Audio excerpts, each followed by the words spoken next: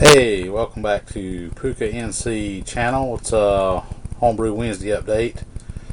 Just wanted to give an update on what I got going on. I got my honey ale bottled and got 6 gallons out of that.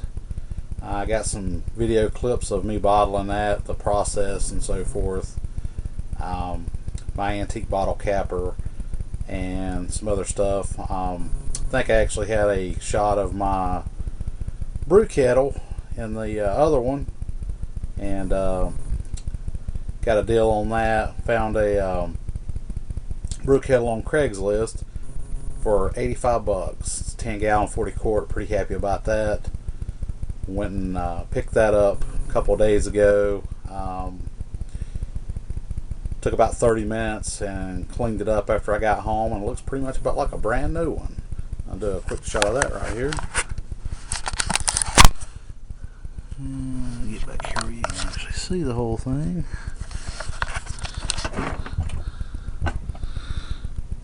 There it is. Down inside of it. It's a beast of a brew kettle.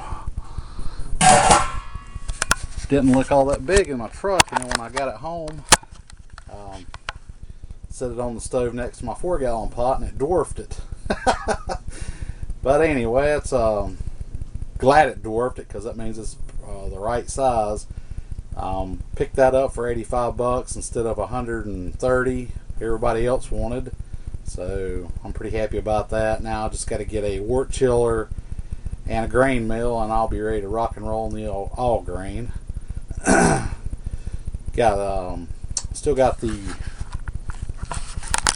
brown ale there in the secondary, Imperial Brown Ale. I'll probably go ahead and do that tomorrow. I guess there's no point in being in any real rush about it. It's pretty high gravity. The longer you let it sit, the more alcohol you get out of it, and the better it's going to taste when it finishes.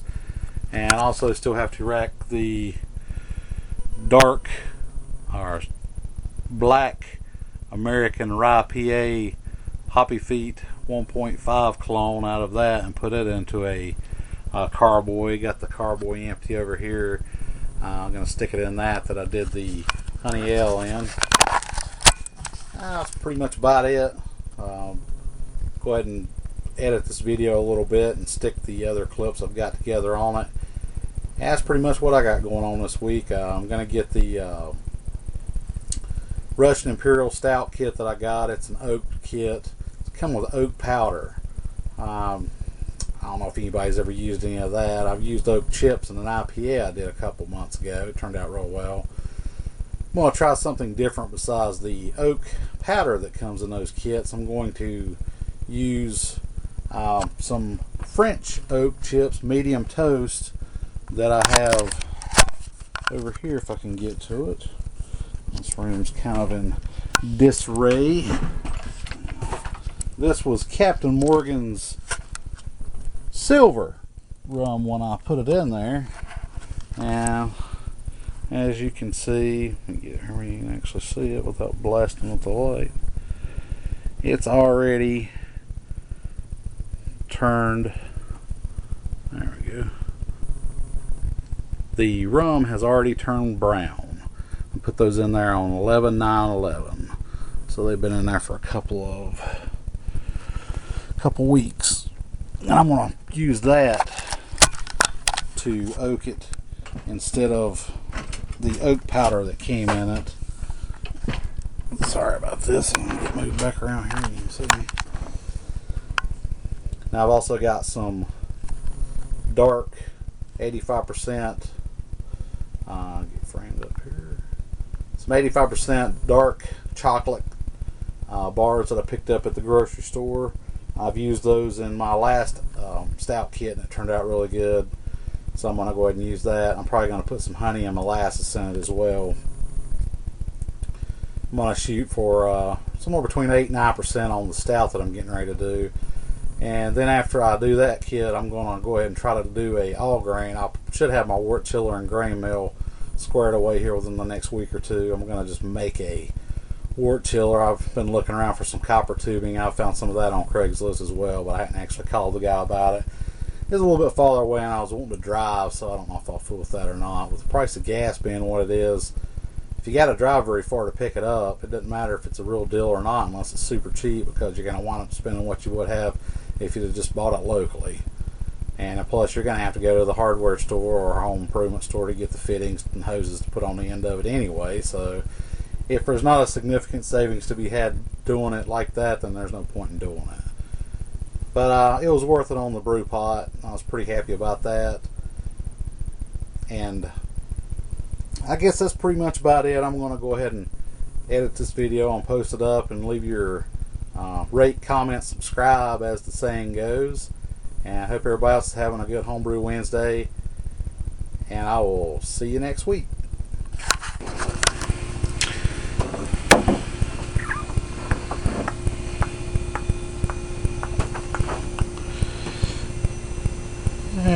Got some bottling going on today.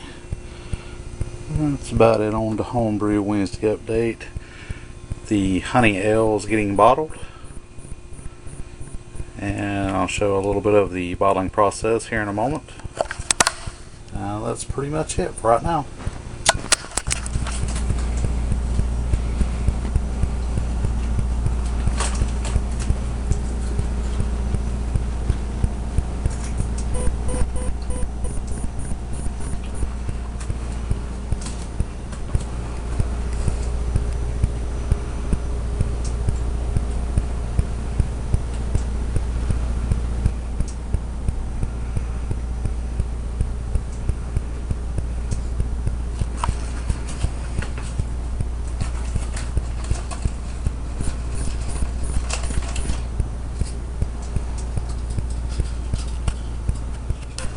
Alright, wound up with 12 ounces there, 15 in that one, and 11 bombers.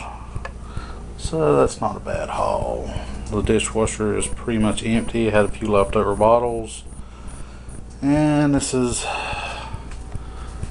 what's left in there. Not much of anything. And this is my antique bottle capper, bitch capper. I got it from a antique store up in Mount Airy, aka Mayberry, for $18.